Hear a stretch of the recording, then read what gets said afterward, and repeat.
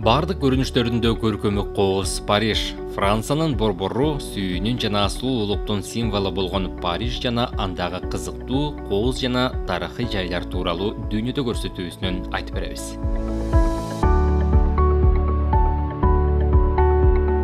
Париж Францанын борбору жана ири шаары. Мамлекеттин түндүгүндө Париж бассейнинин борбордук бөлүгүндө Сена дарыясында жайгашкан. Калкы 2,2 миллион адам. Глобалдык шаар жана дүйнөлүк каржы борборуна кирет. ЮНЕСКОнун жана башка эл аралык уюмдардын башкы кеңсеси жайгашкан. Сити аралы жана Сенанын эки жээги түзгөн тарыхый борбор кылымдар бою курулуп келген.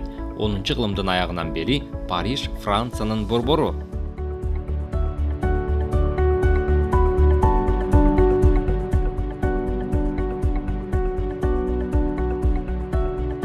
Азыркы убакытта Парижди Эйфель мунарасыз элестетүү мүмкүн эмес. Париждин борборундагы темир мунара анын эң таанымал архитектуралык өзгөчөлүгү. Башкы конструктор Густав Эйфельдин аты менен аталган. Эйфель өзү аны жөн гана 300 метрлик мунара деп атаган. Ал 1889 жылы курулган жана алгач 1889 жылы Париж дүйнөлүк көргөзмөсүнүн кире бериш аркасы катары кызмат кылган убактылуу курулуш катары иштелип чыккан. Бүгүнкү күндө эң белгилүү жайын көрүү үчүн жылына 7 миллион адам дүйнөнүн ар бурчунан келет.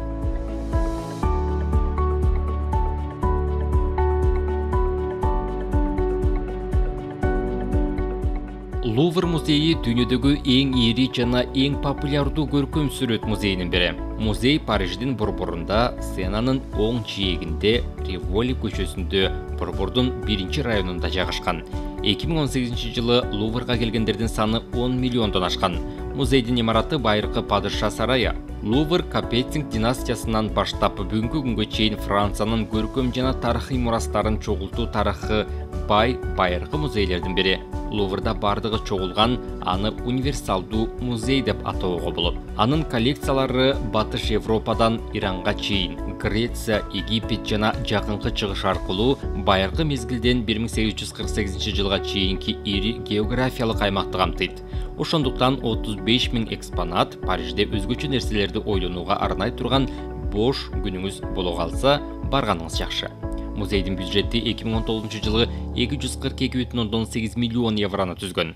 Алардын ичинен 149 миллион евро өздүк каражаттар, ал эми 98 миллион евро билеттерди сатуудан түшкөн киреше.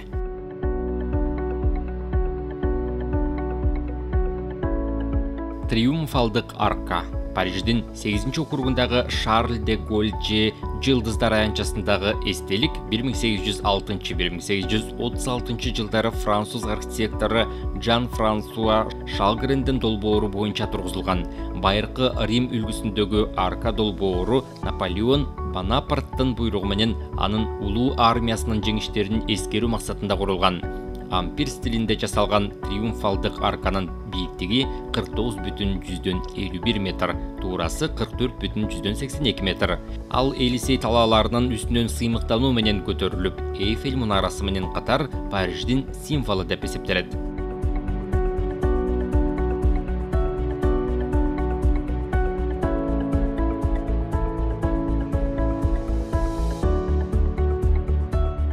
Париждеги Кудай эне собору же Нотр-Дам Париждин борборундагы католик храмы Францанын борборунун символдарынын бири. Париждин биринчи христиан чиркөөсү Сити аралынын чыгыш бөлүгүндө 4 шаардык округда Ыйык Стефан базиликасы өз кезегинде Юпитердин Галло Рим храмынын пайдубалында курулган. Готикалык собор 1163-1345 жылдар аралыгында Париж епископу Морис де Сюллинин демилгеси менен курулган. Тилекке каршы 2019 жылдын апрелинде собордо болгон өрттөн кийин ал дагы эле калыбына келтирилип бүтө элек. Реставрация иштери 2024 жылы аяктаары айтылып келет.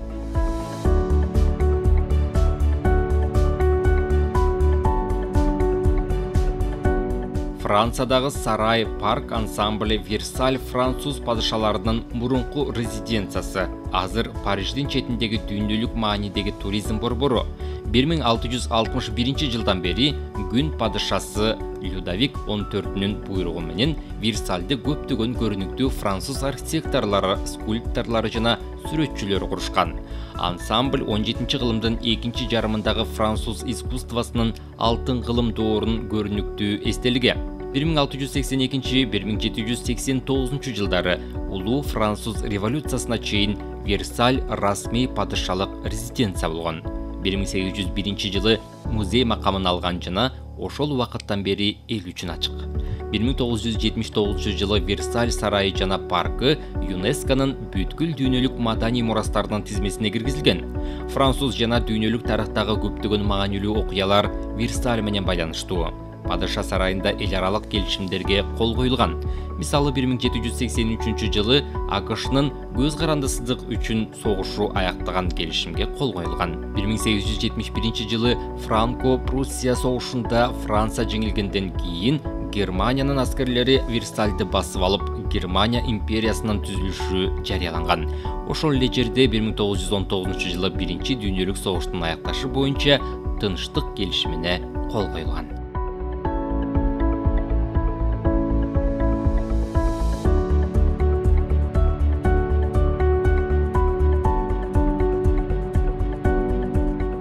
Париждеги кызыктуу тарыхый жайлардын дагы бири Майыптар сарайы. Архитектуралык эстелик, анын курулушу Людовик 14-нün буйругу менен армиянын эмгек сиңирген ардагерлерине урмат көрсөтүү максатында курулган.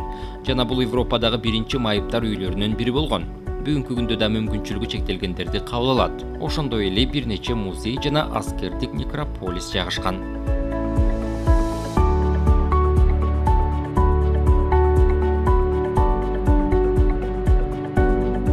Александр 3 көпүрөсү шаардагы эң кооз көздүн жоосун алган көпүрө. Ал Сена аркылуу майыптар үйү менен Елисей талааларын байланыштырып турат. Көпүрөнүн жалпы узундугу 160 метр, темир аркасы 107 метр, туурасы болжол менен 33 метр. Елисей талааларынын панорамасына тоскоол болбош үчүн курулуштун бийиктиги 6 метрден ашпайт. Бул анын түзүлүшүндө таң калыштуу жетишкендик деп эсептелген. Көпүрө 1896 жылы октябрда Француз-Орус союзун эскерип, Орус императору Николай II-нин атасы Александр 3-тün урматына курулган. 4 жыл ичинде көпүрө тургузулуп, 1900 жылы бүткүл дүйнөлүк көргөзмөнүн алдында ачылган. 1975 жылдан бери көпүрө мамлекет тарабынан тарыхтын жана архитектуранын эстелиги катары коргоого алынып келет. Көптөгөн гиддер Александр 3 көпүрөсүн Париждеги эң көрктүү архитектура деп мүнөздөп келишет.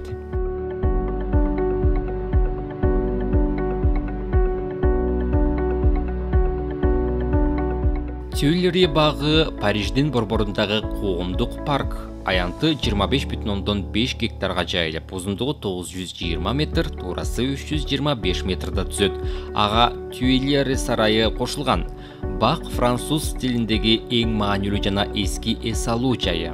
Биринчи парк 1561 жылы Екатерина Медичинин буйругу менен шаар сыртында сарай салуу каалоосунан улам баштаган. Бирок Медичинин тушунда Тюильри сарайы каражаттын тартыштыгынан улам бүтпөй калган. Бак ханышанын сейилдөөсү жана көңүл ачуусу үчүн салынган.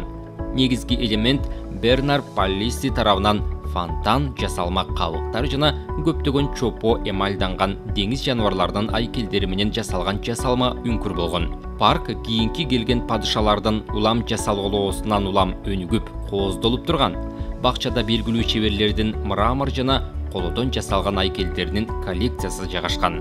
Франциянын улуттук искусство ассоциациясынын фонддорунан жана ар кандай музейлерден айкелдер коюлган.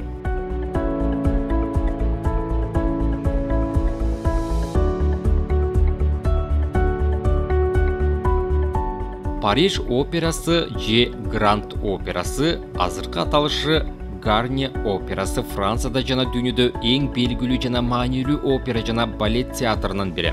Операнын имараты боз ар стилиндеги эклектикалык архитектуранын эталону деп эсептелет. Театр имараты көп уақыт бойы Париж операсы деп аталып келген, бирок 1989 жылы Париждегі Бастилия операсы үчүн экинчи театр аянтчасы ачылгандан кийин архитектор Чарльз Гарнердин ысымы менен айтылып калган.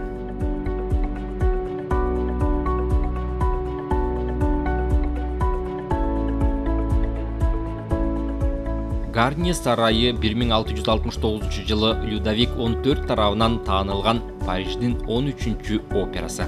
Ошол эле учурда Падышалык музыка академиясы деп аталган театр түзүлгөн. 1971 жылы ал Падышалык би академиясы менен бириктирилип, Падышалык музыка жана би академиясы деп аталып калган. Улуу Француз революциясынан кийин театр өзүнүн атын бир нече жолу өзгөрткөн. Наполеон такка отургандан кийин Бонапарт императорлук музыка академиясы деп атап, Бурбанды калыбына келтирүү менен ага мурунку аталышы музыка жана би Падышалык академиясы деп аталган. 1871 жылы республика түзүлгөндөн кийин театр Гранд Опера деген аталышка ээ болгон. Наполеондун өмүрүнө кол салынгандан кийин ал бул жайга келүүдө баш тарткан жана жаңы операнын курулушу башталып, ал 15 жылда ишке ашкан. Гарнье операсынын имараты көз жоосун алып келет.